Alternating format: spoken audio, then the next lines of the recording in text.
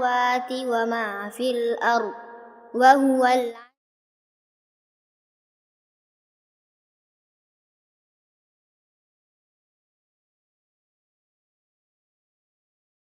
warahmatullahi wabarakatuh. Waalaikumsalam warahmatullahi wabarakatuh.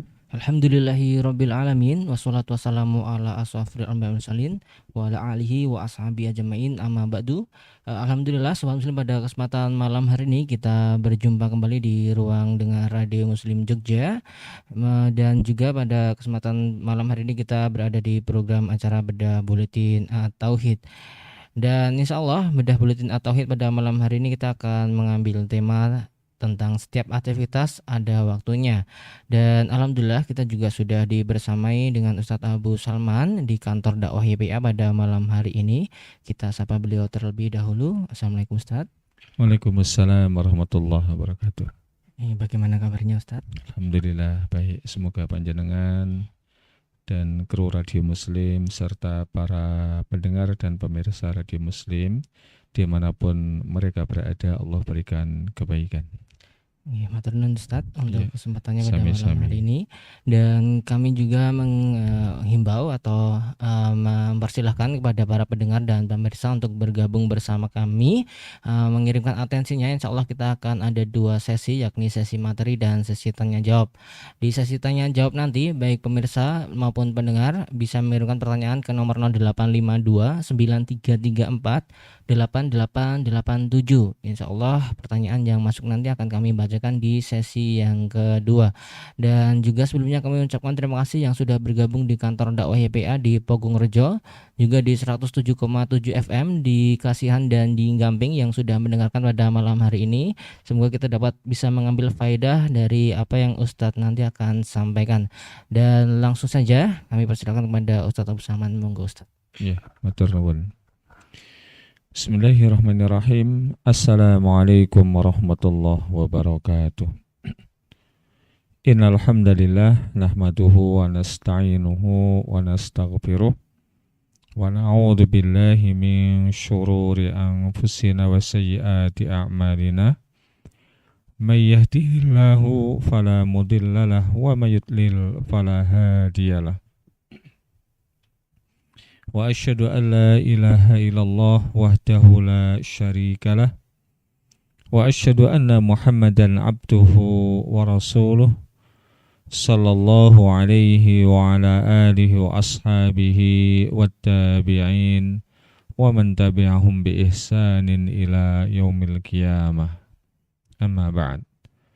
Qala Allahu tabaraka wa ta'ala wabtaghi fima atakallahu ad-daral akhirah wa la tansa nasibaka minad dunya wa ahsin kama ahsanallahu ilaik wa la tabghil fasada fil ard innallaha la yuhibbul mufsidin. Kaum muslimin, para pemirsa, para pendengar Radio Muslim dan juga teman-teman sekalian yang hadir di kantor dakwah YPIA Yogyakarta, yang semoga Allah Subhanahu wa taala senantiasa muliakan dan Allah berikan keberkahan kepada panjenengan semuanya. Pertama sekali kita bersyukur kepada Allah Tabaraka wa taala yang di malam hari ini kembali mempertemukan kita di dalam acara rutin pekanan kita, yaitu Bedah Buletin At-Tauhid. Sebagaimana yang sudah disampaikan oleh Mas Angki tadi, tema kita adalah berkaitan dengan masalah waktu, yaitu bahwa setiap aktivitas itu ada waktunya tersendiri. Kenapa ini kemudian kita ketengahkan ke tengah-tengah kita semuanya? Menimbang yang pertama, dalam kehidupan kita sehari-hari sering disibukkan dengan berbagai macam aktivitas. Ya, terkadang kita kemudian sulit untuk memberikan porsi yang tepat, yang pas pada masing-masing aktivitas kita. Kemudian semua aktivitas itu adalah bagian daripada perjalanan kehidupan manusia itu sendiri. yang semuanya memiliki porsi masing-masing. Kemudian meskipun Allah itu menciptakan manusia dengan fitrah untuk beraktivitas, namun terkadang seseorang terseret dalam salah satu aktivitas hingga melupakan aktivitas-aktivitas yang lainnya. Padahal Islam mengajarkan bahwa setiap aktivitas itu ada waktunya tersendiri yang harus kita tunaikan pada waktu-waktu tersebut. Ayat Al-Quran yang tadi sudah kita bacakan yang terdapat di dalam surat Al-Qasas ini mengandung sebuah faedah dan juga kaidah yang sangat besar yang bisa kita petik, yaitu di dalam ayat tersebut memerintahkan kepada kita agar tujuan pokok kehidupan seorang manusia itu adalah bagaimana bisa merealisasikan, mewujudkan untuk mendapatkan kebahagiaan hidup di akhirat. Dengan fasilitas-fasilitas keduniaan yang Allah Subhanahu wa taala berikan kepada kita, yang boleh jadi ada di antara kita sebagai seorang guru, ada di antara kita sebagai seorang dokter, ada di antara kita sebagai seorang karyawan, ada sebagian di antara kita yang merupakan ASN misalnya, ada di antara kita yang merupakan businessman, dan seterusnya, agar kita mampu menjadikan itu semuanya sebagai wasilah, sebagai sarana untuk bisa mendapatkan kebahagiaan di sisi Allah di akhirat kelak. Sehingga tidak ada alasan bagi kita, saya kan cuman petani misalnya, saya kan cuman karyawan, saya kan cuman buruh, saya cuman. Tidak demikian. Allah Subhanahu wa taala itu Maha Adil. Pada masing-masing aktivitas keduniaan kita itu ada sisi-sisi keakhiratan yang bisa kita masukkan ke sana. Jadi bukan hanya Pak Ustadz, bukan hanya Pak Yai, bukan hanya Pak Habib ataupun Habibah yang bisa mewujudkan ataupun meraih kebahagiaan di akhirat kelak. Tidak, semua kita bisa meraihnya, semua kita bisa mewujudkannya dengan masing-masing aktivitas yang kita geluti di setiap harinya. Ketika kita jadi karyawan, misalnya jadilah karyawan yang jujur di dalam bekerja. Dia tepat waktu, kemudian bekerja secara profesional, dan seterusnya. Demikian juga sebagai seorang pemimpin, maka dia harus mencurahkan segenap daya dan upayanya untuk bisa bertanggung jawab di hadapan Allah Subhanahu wa taala kelak dengan tugas kepemimpinannya, untuk memberikan perlindungan, untuk memberikan arahan, untuk memberikan ilmu kepada mereka yang bermanfaat untuk kehidupan dunianya dan akhiratnya, dan seterusnya.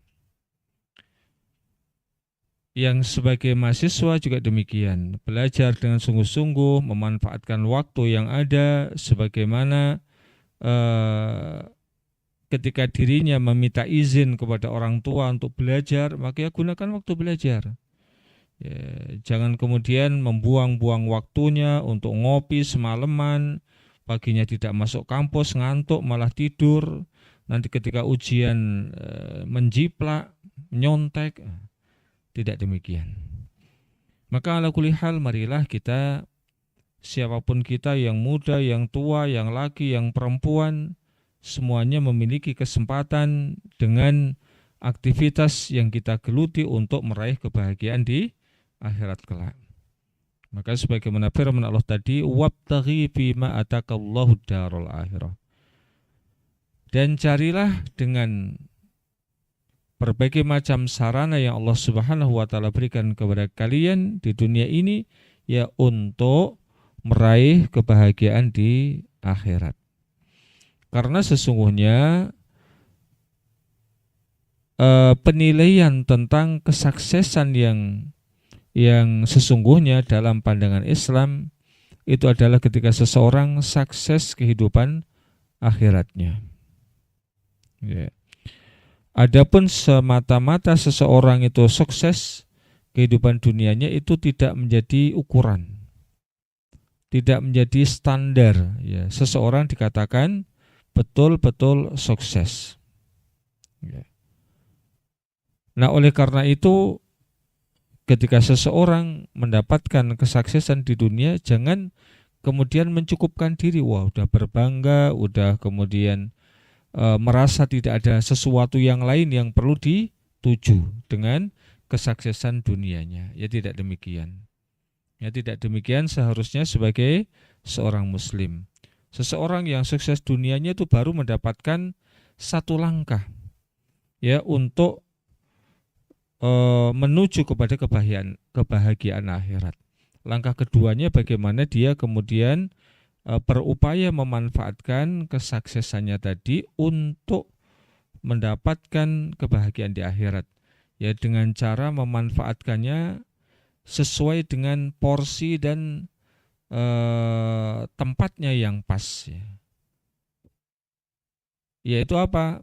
Digunakan untuk sesuatu yang bernilai keakhiratan.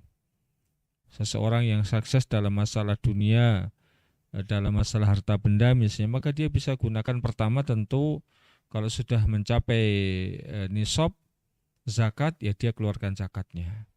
Dia gunakan untuk wakaf-wakaf yang produktif, ya, misalnya mendirikan tempat-tempat untuk belajar keislaman, apalagi mendirikan masjid, atau bisa dipakai untuk menyumbang ke sana, membantu orang miskin, membantu saudaranya sedang tertimpa musibah, dan seterusnya.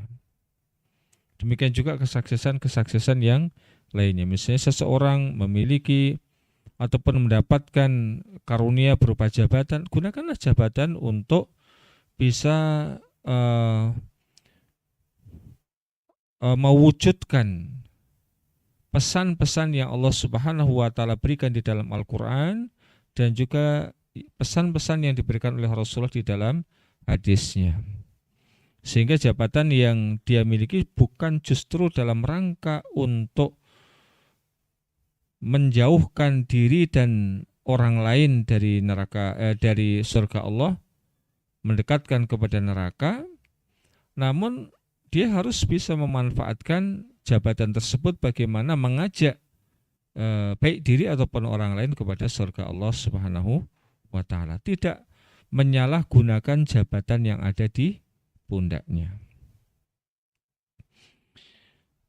Nah, di sisi yang lain, meskipun Allah Subhanahu wa taala kemudian memerintahkan kepada kita, ya, untuk mencari kebahagiaan akhirat dengan dunia yang Allah berikan kepada kita, bukan berarti kemudian kita dilarang, ya. Bukan berarti kemudian Allah melarang kita untuk mendapatkan, merasakan kesenangan hidup di dunia. Seperti apa misalnya, ya, seseorang mencari pasangan, yang ketika seseorang mencari pasangan, dia akan bisa menyalurkan nafsu biologisnya dengan cara yang halal. Seseorang menikmati harta benda yang dimiliki misalnya digunakan untuk membeli kendaraan, untuk membeli makanan yang enak, yang bergizi, dan seterusnya dan seterusnya. Maka berbagai macam kenikmatan dunia yang memang halal untuk didapatkannya, maka silakan, tidak ada larangan. Yang penting jangan berlebih-lebihan. Bahkan Allah pun di dalam Al-Quran berfirman, wa kulu washrobu wala tusrifu, makanlah, minumlah, namun jangan berlebih-lebihan. Kita lihat Rasulullah SAW pun juga beliau memiliki kendaraan kuda yang bagus. Maka kalau sekarang Anda juga memiliki uang yang cukup untuk membeli kendaraan yang bagus, tidak masalah. Namun ingat bahwa di dalam harta yang Anda miliki itu ada hak orang lain. Ya, jangan sampai kemudian keinginan kita untuk memiliki kendaraan yang bagus, mungkin rumah yang bagus, sementara di sisi yang lain kita melupakan hak-hak daripada harta itu sendiri. Jangan sampai. Kita tunaikan zakatnya, kita keluarkan sebagai bentuk sumbangan, ya, wakaf dan yang lainnya. Baru kemudian kita bisa memanfaatkan sebagiannya untuk kebutuhan kita, membeli kendaraan, rumah, mungkin ya, kemudian makanan yang enak, pakaian yang bagus ataupun pakaian yang pantas, yang tepat untuk dirinya. Ya, maka itu sesuatu yang diperkenankan. Karena Rasulullah SAW juga bersabda, selain Allah tadi di dalam surat Az-Zuhruf tadi memerintahkan kepada kita, wala tansa nasibaka minad dunya, dan janganlah engkau lupakan bagian kalian di dunia. Maka Rasul pun juga mengatakan, sesungguhnya Rabbmu memiliki hak atasmu, ya inna li rabbika 'alaika haqqo wa li nafsika 'alaika haqqo, dirimu memiliki hak atasmu, wa li ahlika 'alaika haqqo, demikian juga keluargamu memiliki hak atasmu, fa'ati kulladzi haqqin haqqo, maka berikanlah setiap yang memiliki hak atas dirimu itu apa yang menjadi hak mereka. Jadi riwayat Imam Bukhari. Nah, maka hadis ini dan juga ayat yang tadi sudah kita sebutkan, meskipun yang ayat ini sifatnya lebih umum, itu memberikan pengertian kepada kita kaum muslimin, ya, agar kemudian kita bisa memanfaatkan, mencurahkan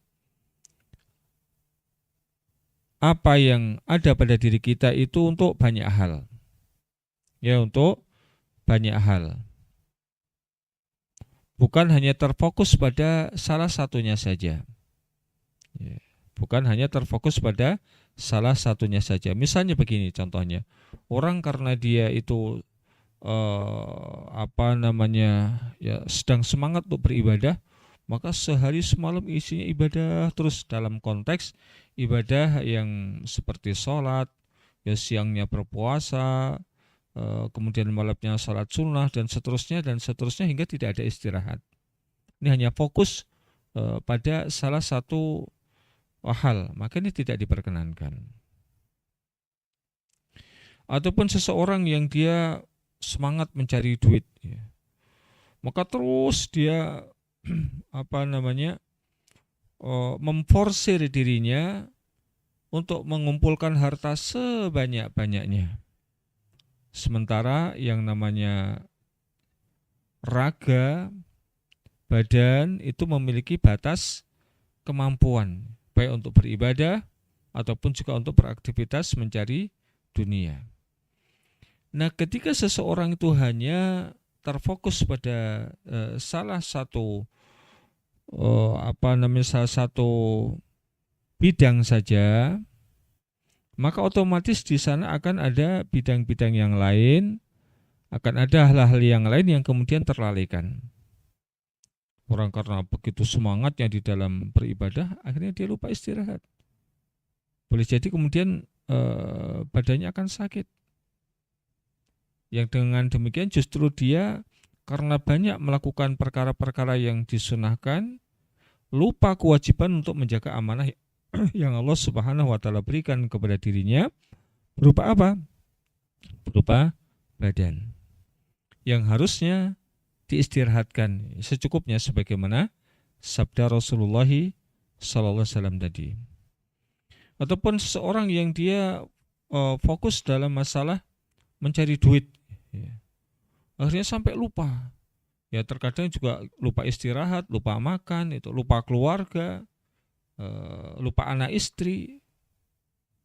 Maka juga demikian dia berarti tidak bisa adil, tidak bisa menunaikan kewajiban kepada yang selainnya. Ataupun seorang yang dia fokus terhadap dirinya sendiri. Apapun yang menjadi keinginan dirinya sendiri maka akan dituruti. Dia pengen kuliner, ya sekedar makan-makan, makannya ke Singapura, dituruti. Akhirnya apa? Kewajiban dirinya kepada tetangganya sendiri, bahkan mungkin kepada keluarganya tidak tertunaikan. Kenapa? Karena fokus kepada kesenangannya dirinya sendiri. Meskipun kita boleh mau makan enak, boleh. Namun ya kita kemudian jangan sampai melalaikan apa yang menjadi tugas kita, kewajiban kita kepada orang lain. Syekh Abdurrahman bin Nasir As-Sa'di rahimahullah ta'ala mengatakan, Al-Islamu dinul adl fi jamil umuri ya'mur bitawassut wa yanha 'anil ifrat wat tafrid. Agama Islam itu adalah agama yang adil dalam seluruh perkaranya. Dan agama yang memerintahkan keseimbangan dan melarang seseorang dari berlebih-lebihan ataupun abai. Ya, di satu sisi berlebih-lebihan dilarang, abai juga dilarang. Maka pertengahan tawassut. Ya. Nah, keseimbangan inilah yang menjadikan kehidupan menjadi lebih berkah, lebih nyaman, ya, lebih menenteramkan, memberikan ketenangan kepada orang-orang yang bisa kemudian melakukannya. Meskipun makna imbang ini tidak bisa juga kita ukur ya 50-50, tidak demikian. Ya, maksudnya keseimbangan sesuatu tadi, yang banyak hal tadi itu diberikan pada porsinya yang tepat, pada porsinya yang pas. Ya. Nah, untuk bisa memberikan porsi pada setiap perkaranya tadi yang tepat, ini tentu seseorang harus bisa memanage waktu. Ya, memanage waktu yang dimilikinya. Ya, ataupun mengatur waktu yang dimilikinya. Ya, sehingga dengan seseorang mampu mengatur waktu, memanage waktu, ya dia akan bisa menjalankan berbagai macam halnya itu dengan tertata, dengan teratur, memiliki step demi step yang harus dilalui, memiliki perencanaan, memiliki tujuan. Ini ketika seseorang mampu memanage waktu. Coba kita lihat ya, orang yang tidak bisa memanage waktu, maka waktunya boleh jadi habis tanpa adanya sesuatu pun yang didapatkan. Ya. Nah, seperti apakah kemudian pembagian waktu yang sering diklasifikasikan oleh para ulama? Ya. Yang pertama adalah waktu untuk beribadah. Ya, waktu untuk beribadah, di mana ibadah merupakan tugas pokok kehidupan seorang manusia, ya. Tugas pokok kehidupan seorang manusia. Namun apakah berarti kemudian sehari semalam seseorang itu beribadah dalam konteks ibadah-ibadah yang mahdhah? Tentu jawabannya adalah tidak. Di sana selain seseorang itu kemudian beribadah dalam konteks ibadah-ibadah yang mahdhah seperti sholat, ya, berpuasa, berzikir, baca Al-Quran, di sana juga seseorang itu bisa melakukan aktivitas-aktivitas duniawi yang karena niat yang ada di dalam dirinya itu adalah niat yang benar, maka sesuatu yang asalnya adalah duniawi akan bisa menjadi sesuatu yang bernilai ibadah. Nah, maka bukan merupakan sesuatu yang mustahil untuk merealisasikan firman Allah, wa ma khalaqtul jinna wal insa illa liya'buduni. Tiadalah aku ciptakan jin dan manusia kecuali agar mereka beribadah, tunduk dan patuh kepada Allah Subhanahu wa ta'ala. Kita ambil contoh begini. Kita ambil contoh aktivitas makan itu ya. Ada 1.000 orang yang makan di satu tempat.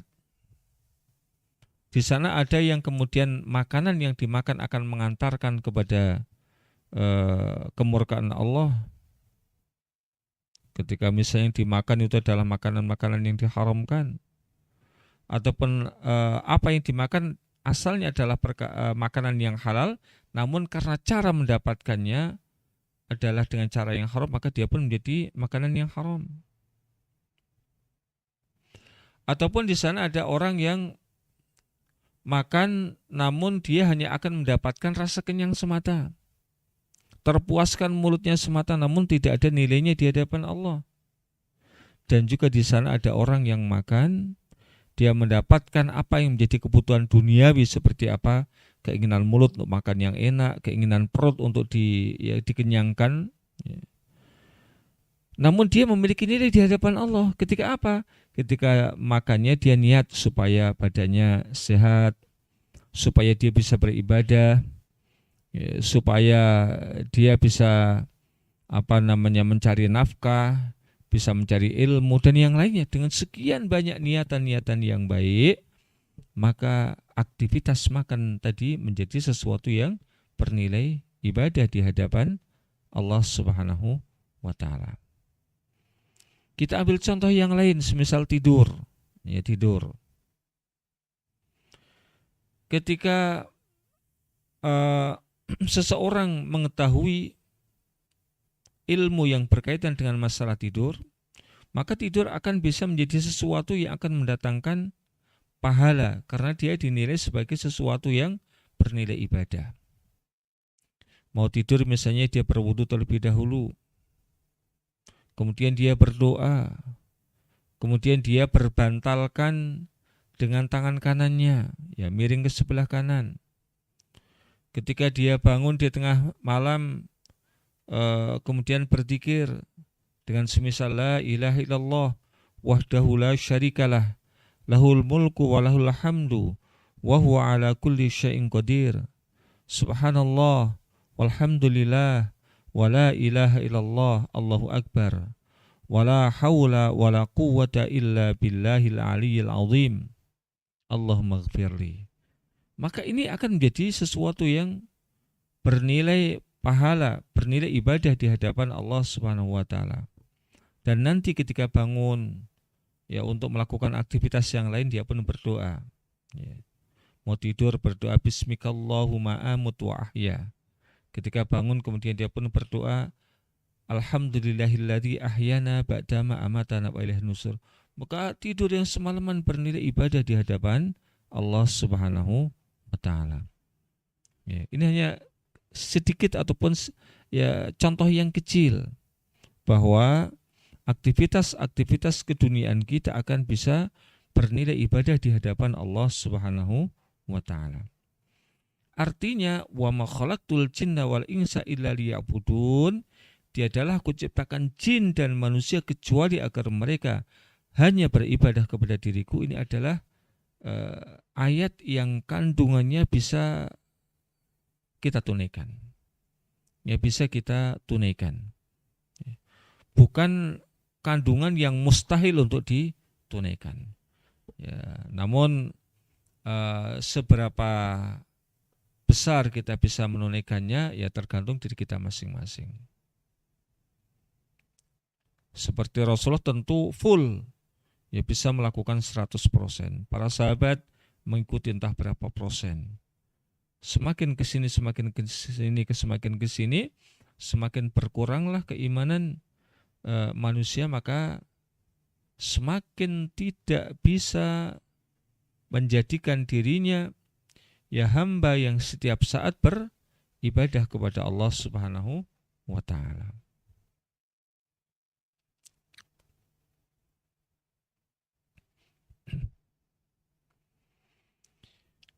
Nah, kaum muslimin yang berbahagia rahimakumullah wa azanillahu wa iyyakum jami'an. Nah, puncaknya ketika seseorang sudah bisa melewati waktu demi waktu, itu bisa bernilai ibadah, maka ya, ibadah-ibadah yang memang mahdhah seberapapun beratnya itu akan menjadi ringan. Ya. Dan bahkan boleh jadi ibadah-ibadah yang kelihatan berat itu akan menjadi penghibur lara, menjadi penyejuk jiwanya. Dan ini nyata ada pada diri Rasulullah sallallahu alaihi wasallam. Wa ju'ilat qurratu 'aini fis shalah. Dijadikan penyejuk mataku itu adalah ada di dalam salatku. Ya. Jadi sampai pada tingkat seperti itu orang-orang yang mampu mewujudkan seluruh waktu yang dilaluinya itu baik beribadah dalam kutip ibadah mahdhah atau bisa dia lalui dengan berbagai macam aktivitas-aktivitas duniawi yang kemudian karena di dalam melewatinya itu dengan tata cara yang benar, maka dia akan bernilai ibadah di hadapan Allah Subhanahu wa ta'ala. Maka menjadi nikmatlah aktivitas-aktivitas yang dilaluinya.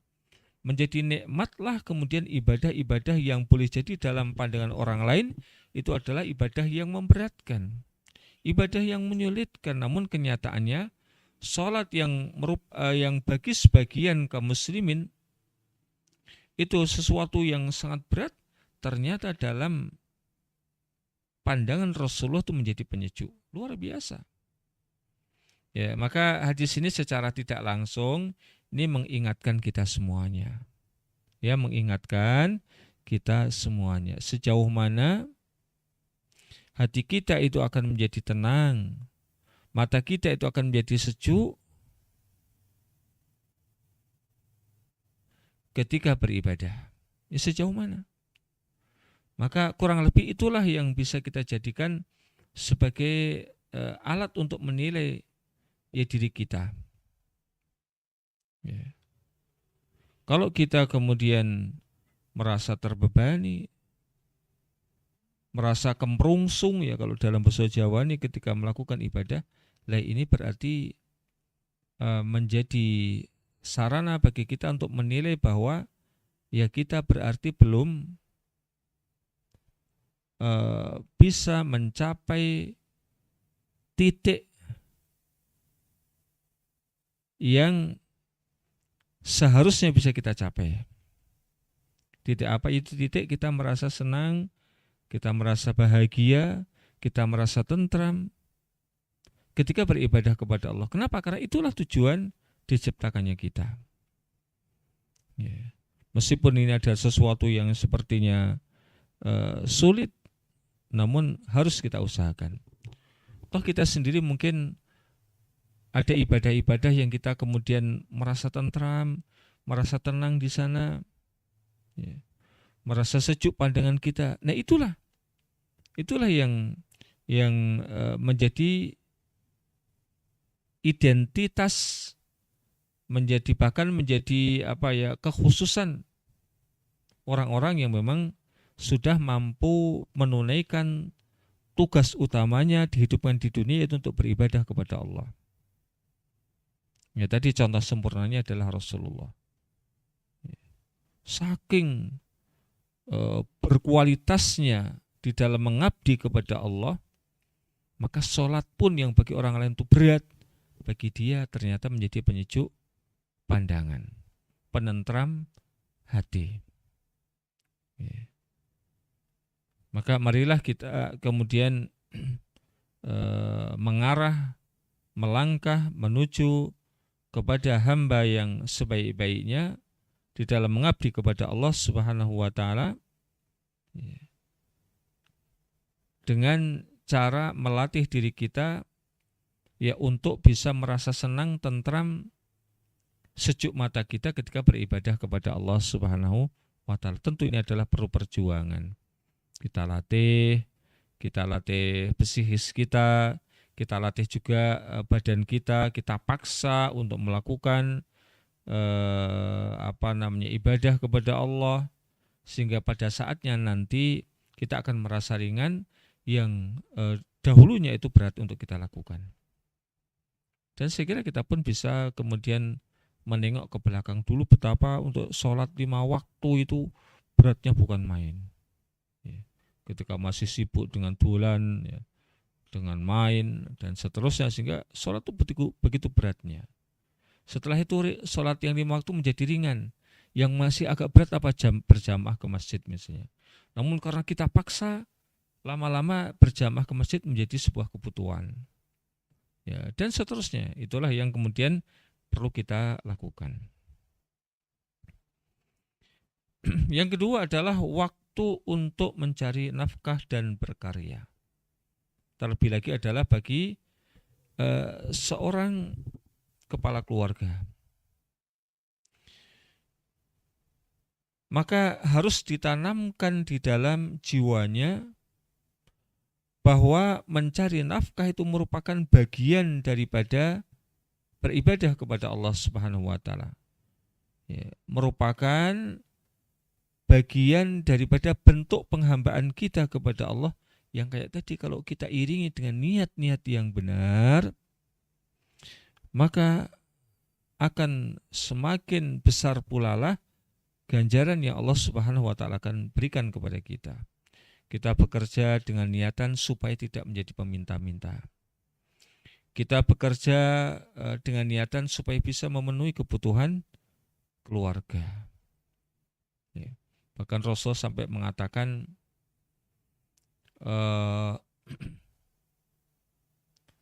apa yang kita suapkan kepada istri-istri kita itu akan bernilai sedekah di hadapan Allah Subhanahu wa taala.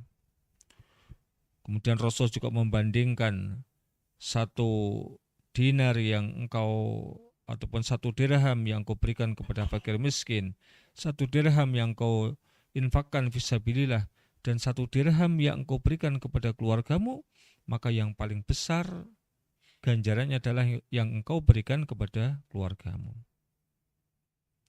Maka luar biasa kemudian kalau kita di dalam mencari nafkah itu kita niatkan dalam rangka niatan-niatan yang baik. Ya, tadi menjaga kehormatan, tidak meminta-minta, untuk memenuhi kebutuhan keluarga, bisa untuk kita gunakan bersedekah, bisa kita gunakan untuk beribadah yang besar seperti melakukan ibadah umroh ataupun haji ataupun yang lainnya.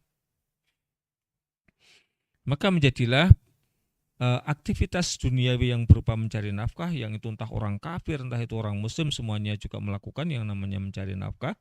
Itu perbedaannya adalah bagi orang yang benar niatnya dia akan mendapatkan dunia dan mendapatkan ganjaran di hadapan Allah. Adapun orang yang tidak benar niatnya ketika mencari harta, ya sudah, dia hanya mendapatkan di dunia, dan di hadapan Allah tidak mendapatkan apa-apa.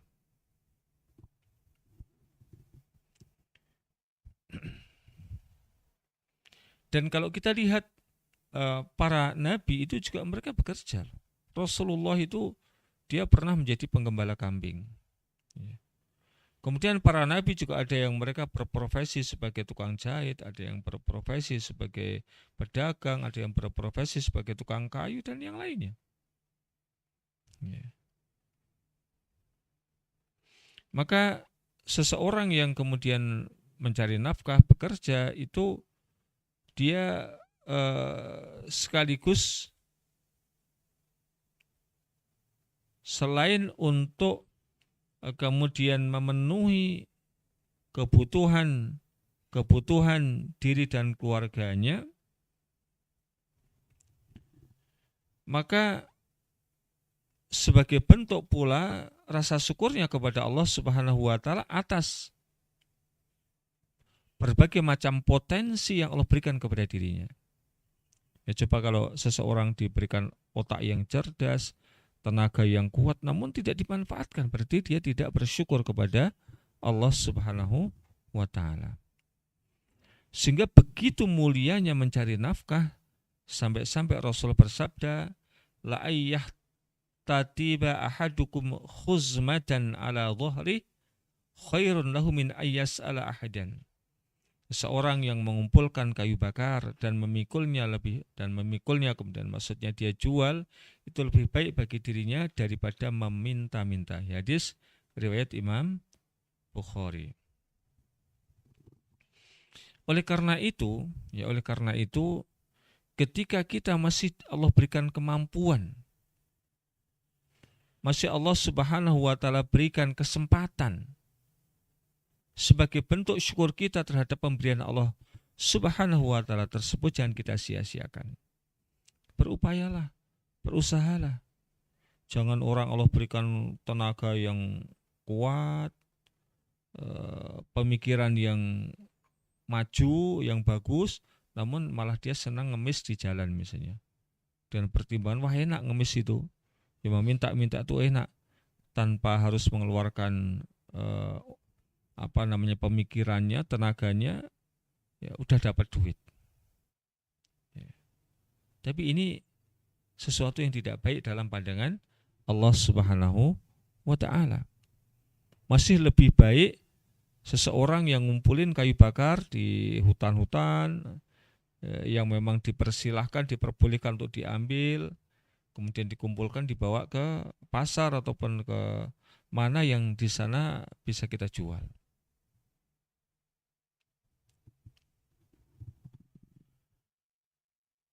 Nah, Rasulullah SAW bahkan memperingatkan kita dengan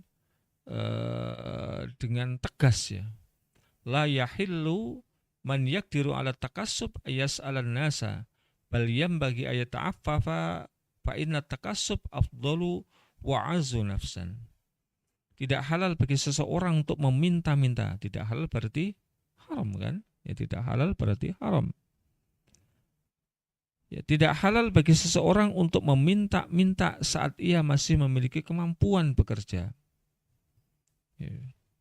Ada orang ketika meminta-minta, aktingnya itu seperti orang yang sakit, seperti orang yang kekurangan. Begitu sudah mau pulang, yang ngumpet-ngumpet, dapat tempat yang tersembunyi, wah setelah itu dia ganti pakaian, kemudian gayanya sudah berbeda.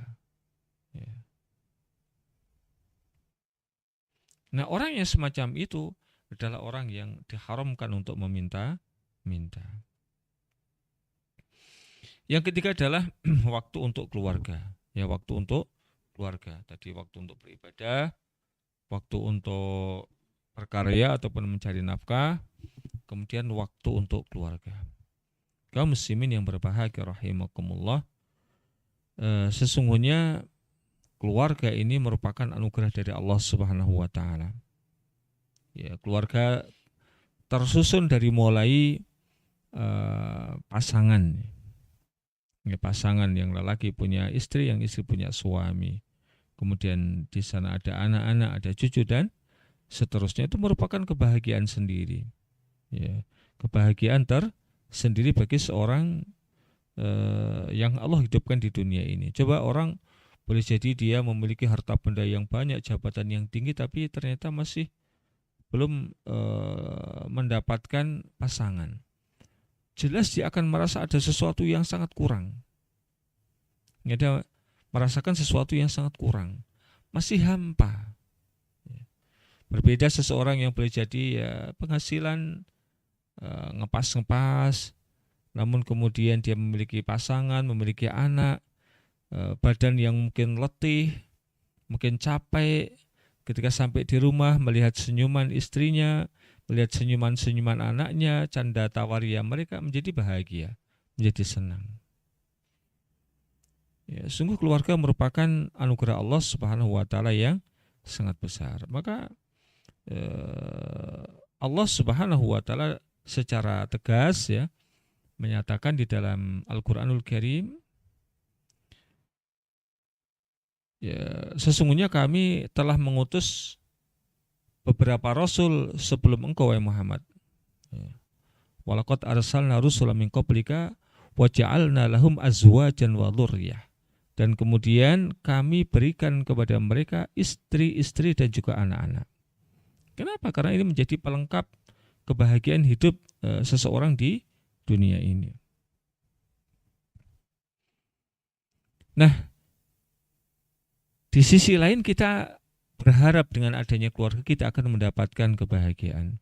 Namun hal yang tidak boleh kita lupakan, ya, hal yang tidak boleh kita lakukan, kita lupakan, kita memiliki tanggung jawab, apalagi sebagai seorang kepala keluarga.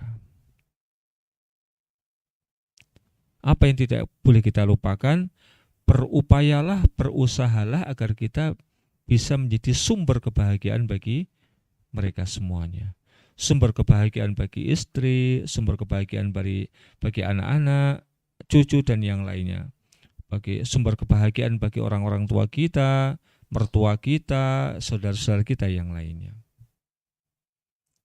Kenapa? Karena sesungguhnya semakin seseorang itu baik kepada keluarganya, ini merupakan indikator, ya, dia akan semakin baik pula di hadapan Allah Subhanahu wa taala.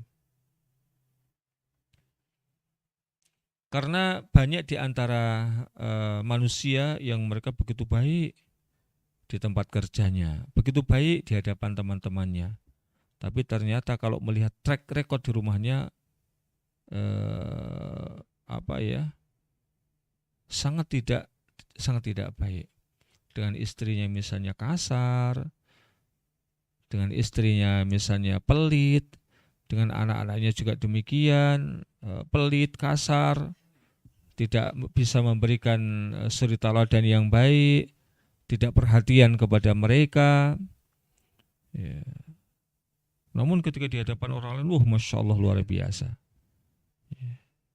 Ya, kita tidak demikian. Ya, harusnya sebagai seorang muslim tidaklah demikian. Karena Rasulullah SAW bersabda, khairukum li ahli. Orang yang terbaik di antara kalian adalah orang yang terbaik kepada keluarganya. Wa ana khairukum li ahli, dan aku adalah orang yang terbaik di antara kalian. Kenapa?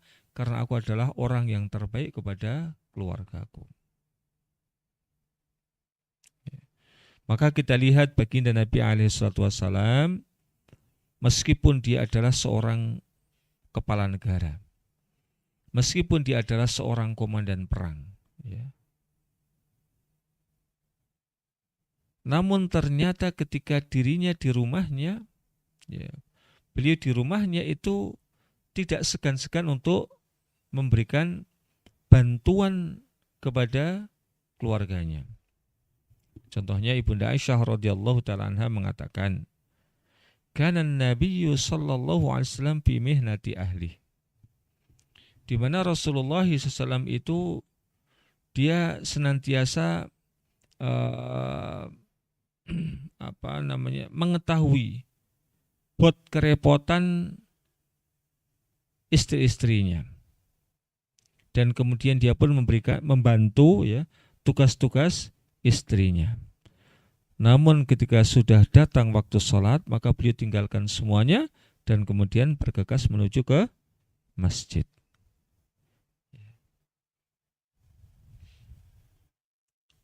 Ali bin Abi Thalib radhiyallahu taala anhu. Ya juga demikian. Ya, perhatian kepada keluarganya.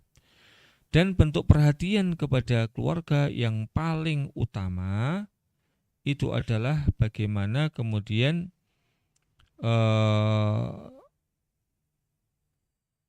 bisa menjadikan sebab selamatnya diri dan keluarganya dari neraka Allah Subhanahu wa taala. Yang Allah katakan, ya ayyuhalladzina amanu qu anfusakum wa ahlikum nar. Wahai sekalian orang yang beriman, jagalah diri-diri kalian dan keluarga kalian dari api neraka yang bahan bakarnya itu adalah manusia dan bebatuan. Selain kemudian memperhatikan mereka dengan masalah-masalah duniawi, ya kayak tadi semisal membantu kerepotan istrinya, membantu pekerjaan istrinya di rumahnya dan seterusnya. Kemudian ya berbuat baik kepada mereka dengan memberikan sesuatu, memberikan hadiah kepada istrinya. Dan hadiah yang paling bagus adalah hadiah ya untuk bisa beribadah. Ya mengajak mereka beribadah, semisal Anda memiliki rezeki yang cukup, ajaklah istri kemudian melakukan ibadah umroh misalnya, ataupun ibadah-ibadah yang lainnya. Kemudian menjadi pembimbing, menjadi teman bagi mereka. Kita lihat Rasulullah yang tadi seorang komandan perang, seorang kepala negara, namun kalau sudah di hadapan cucu-cucunya, ya dia rela menjadi seperti hewan, seperti kambing yang ditunggangi, seperti kuda. Ini merupakan satu di antara bentuk perbuatan baik kepada keluarga. Memanggil dengan penuh rasa cinta, seperti Rasulullah memanggil istrinya ya Humaira, wahai orang yang pipinya kemerah-merahan.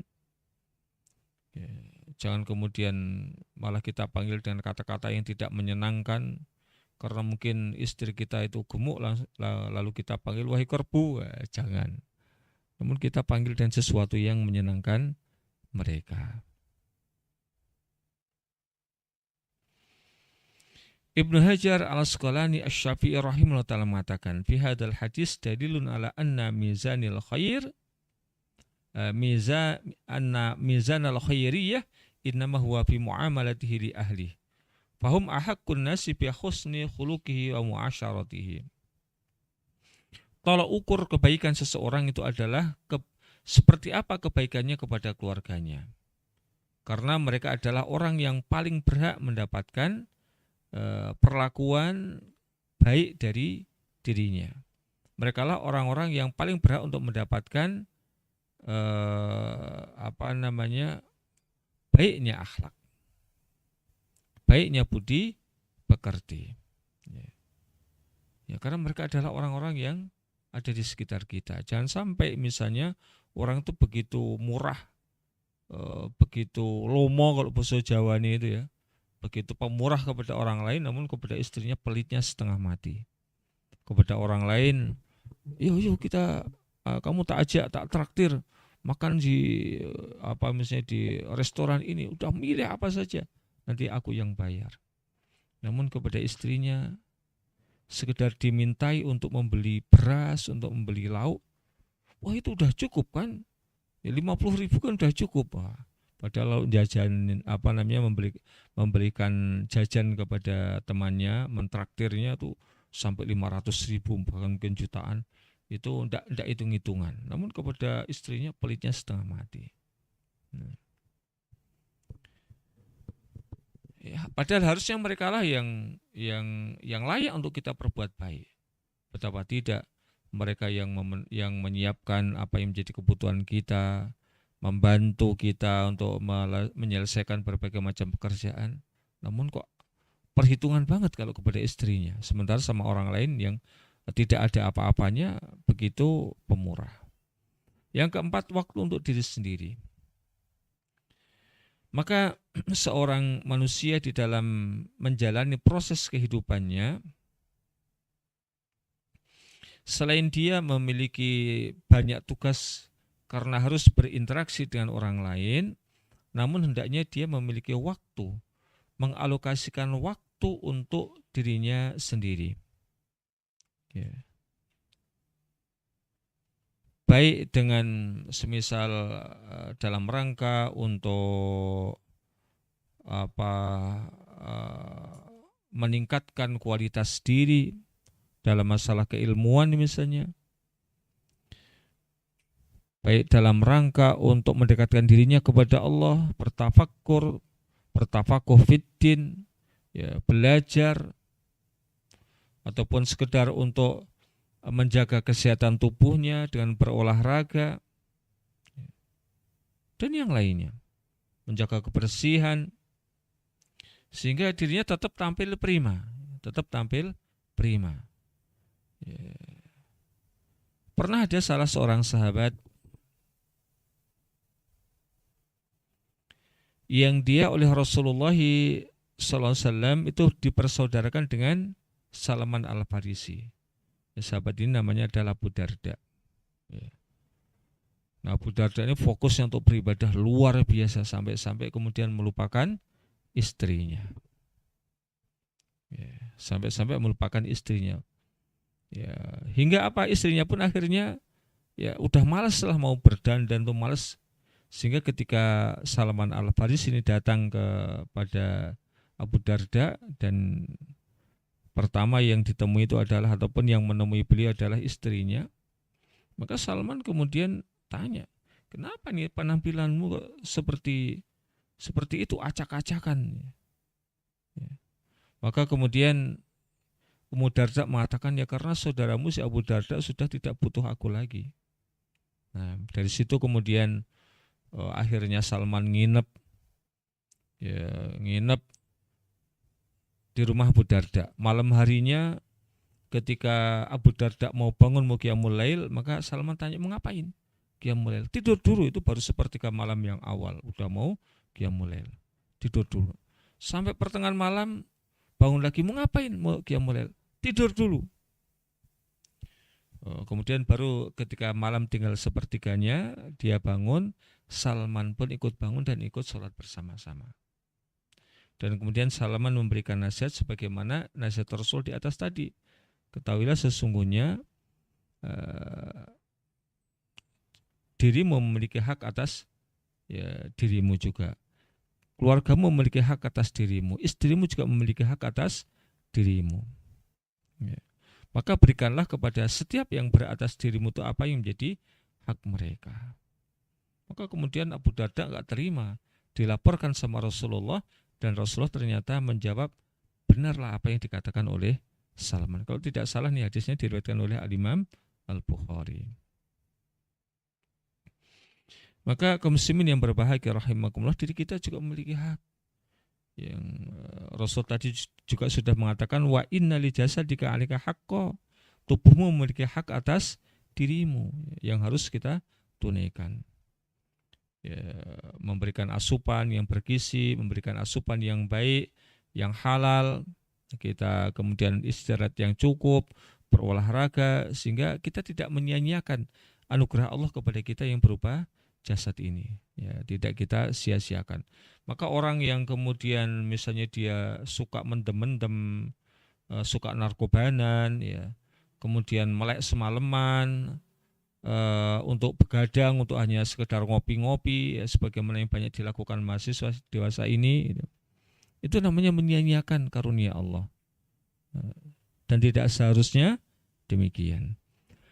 Syekh Abdurrahman bin Nasir As-Sa'di rahimahullah ta'ala mengatakan, minas sunnati ala yukallifal insanu nafsahu ma yadurruhu minal ibadat fal islamu dinus suhulah wal i'tidal. Bahkan ya, Abdurrahman bin Nasir As-Sa'di rahimahullah ta'ala mengingatkan, termasuk diantaranya dalam masalah ibadah, seseorang jangan menyiksa dirinya, jangan memberat-beratkan dirinya yang melebihi kekuatan ataupun kapasitas dirinya.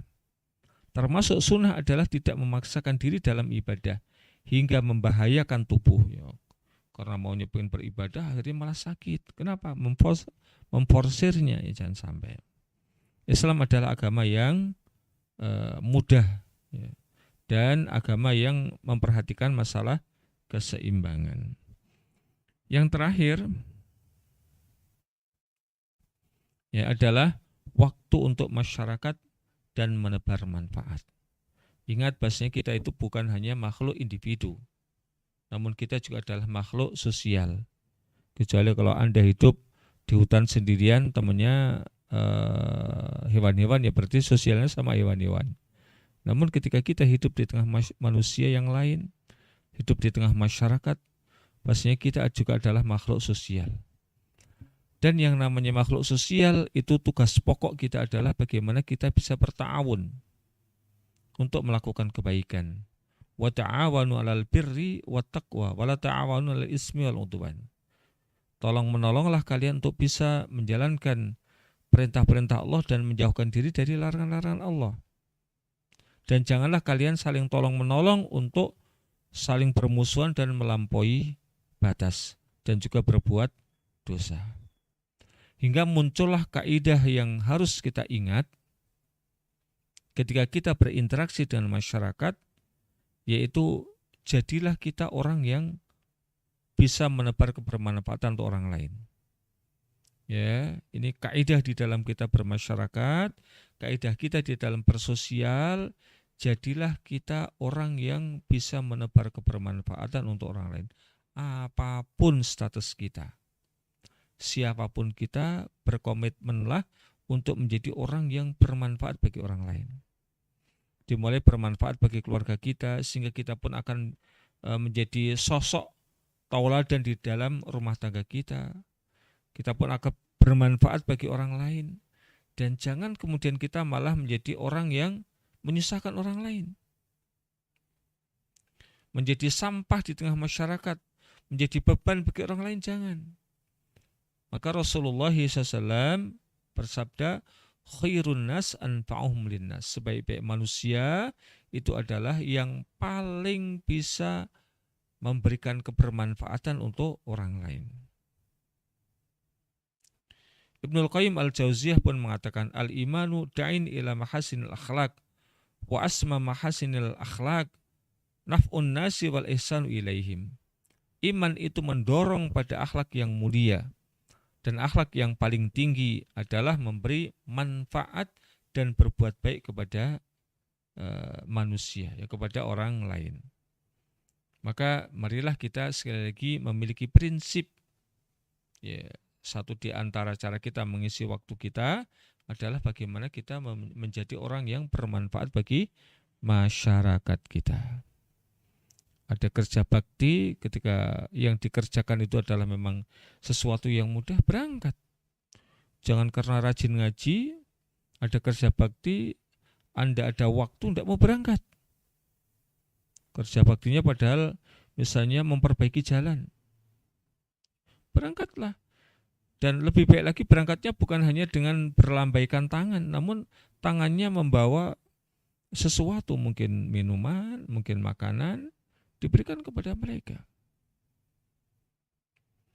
Ya, artinya seseorang ketika kemudian dia menjadi orang yang memperhatikan dirinya sendiri, bukan berarti kemudian tidak peduli kepada masyarakatnya. Dia akan acuh tak acuh kepada masyarakatnya, tidak demikian. Islam tidak mengajarkan demikian. Maka itu yang bisa kita sampaikan, semoga bisa kita petik manfaatnya, ya, untuk kehidupan kita di dunia ini, sehingga kita berharap ya waktu demi waktu yang kita lalui itu akan senantiasa bermanfaat bagi baik diri kita, keluarga kita, ataupun masyarakat kita. Wassalamualaikum warahmatullahi wabarakatuh. Nah Ustadz, terima kasih untuk sesi yang pertama, yakni sesi materi, dan kami persilahkan kepada para pendengar Radio Muslim maupun pemirsa di muslim.or.id untuk bisa memberikan pertanyaan di sesi yang kedua ini. Bisa memberikan pertanyaan via WA di nomor 0852 93348887. Dan ada satu pertanyaan yang sudah masuk ke redaksi kami, Ustadz. Ustadz, apakah bila waktu yang diberikan Allah terasa kurang dalam kita menjalani aktivitas, termasuk tidak bersyukurkah kita kepada Allah, Ustadz? Karena saya merasa pekerjaan saya amat banyak dan tidak selesai-selesai. namun waktu begitu cepat berlalu dan terasa kurang. Apakah karena saya kurang amalan dan hidup kurang berkah, Ustadz? Jazakallah, Ustadz. Masya Allah. Eh, Mungkin bisa diperiksa kembali ya tulisan yang tadi sudah kita sampaikan. Ya, ini menunjukkan semangat Anda untuk bekerja ya. Hingga waktu yang ada tuh serasa kurang, Masya Allah. Orang lain mungkin merasakan bahwa kerja itu penat gitu ya. Tapi Anda begitu asiknya bekerja. Ya. Maka ingat tadi ya, ada beberapa alokasi yang harus kita perhatikan. Anda silakan bekerja, namun jangan diforsir apa yang Allah berikan kepada Anda untuk pekerjaan. Ingat untuk beribadah, ya ingat untuk bersosial, ingat diri Anda sendiri, ingat keluarga Anda. Ya. Jangan dihabiskan untuk semata-mata bekerja. Apalagi sampai kemudian lupa beribadah kepada Allah Subhanahu wa taala. Maka apa kemudian tipsnya supaya Anda ini tidak merasa kurang dengan waktu yang Allah berikan kepada Anda? Ingat-ingatlah bahwa kehidupan kita di dunia itu tidak lama. Jadi jangan sampai kehidupan kita yang hanya pendek itu hanya kita gunakan ya untuk pekerjaan kita. Bahkan kalau kita lihat para sahabat misalnya gitu, Umar bin Khattab radhiyallahu ta'ala anhu, dia di dalam bekerja itu gantian dengan sahabat yang lain. Hari ini Umar yang bekerja, sahabat yang lain yang cari ilmu. Nanti hari yang lain sahabatnya yang bekerja, Umar yang cari ilmu, dan kemudian saling transfer ilmu yang didapatkan. Kita lihat misalnya ulama kontemporer, ya Imam Al-Albani yang dikenal menjadi muhaddis di dunia ini, baik oleh orang yang menyukai ataupun oleh orang yang membenci, mengakui tentang keilmuan beliau. Beliau ini untuk bekerja memenuhi kebutuhan hidupnya hanya dengan menjadi tukang reparasi jam. Ketika hasilnya akhirnya sudah cukup, maka beliau sibuk kemudian bertafakuh di dalam ilmu agamanya, ya khususnya adalah dalam masalah ilmu hadis. Jadi ingat-ingatlah bahasanya kehidupan kita di dunia cuma sebentar. Jangan sampai kemudian kita terlalu asik dengan dunia kita hingga kita melalaikan ataupun paling tidak kemudian kurang memperhatikan masalah ibadah kita dan masalah-masalah yang selainnya. Biarkanlah kemudian Anda kasih kerjaan itu kepada orang lain, supaya orang lain juga mendapatkan bagian penghasilan. Ya, Anda mungkin cukup mengatur, sementara waktu yang ada bisa digunakan untuk yang lainnya. Wallahu a'lamu bishawab. Nah Ustadz, itu tadi mungkin pertanyaan terakhir Ustadz pada kesempatan malam hari ini. Sebelum kita tuh mungkin bisa diberikan kesempatan untuk kami semuanya Ustadz. Ya, baik. Sekedar menggarisbawahi apa yang kita sampaikan, bahwa ada beberapa hal yang harus ada beberapa aktivitas yang harus kita perhatikan di dalam kita melalui waktu demi waktu. Itu tadi, bagaimana kita bisa memperhatikan ibadah kita, harus kita alokasikan waktu kita untuk beribadah kepada Allah.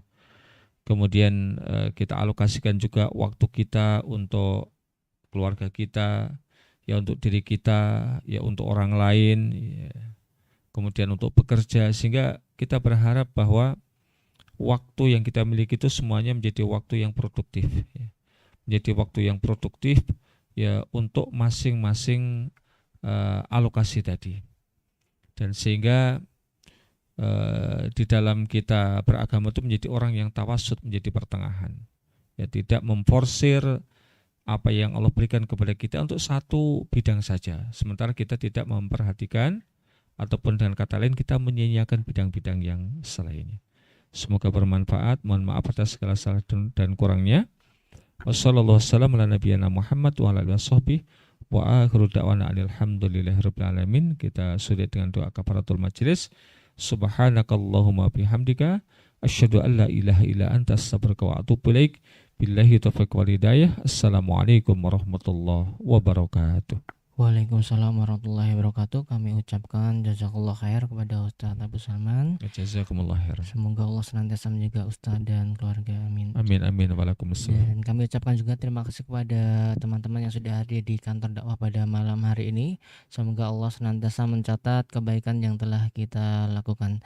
Dan juga para pendengar serta pemirsa yang menyimak di 107,7 FM ataupun di muslim.or.id ataupun di kanal-kanal YouTube di YPIA. Kami ucapkan terima kasih sudah beratensi pada malam hari ini. Sebelum kami tutup, kami masih memberikan informasi di akhir tahun ini YPIA membutuhkan kontribusi dari para pendengar dan pemirsa sekalian. Kami menunggu donasi yang mungkin bisa dikirimkan di nomor rekening 7755332245. Insya Allah donasi ini akan terus menopang dakwah kita semuanya, insya Allah, amin.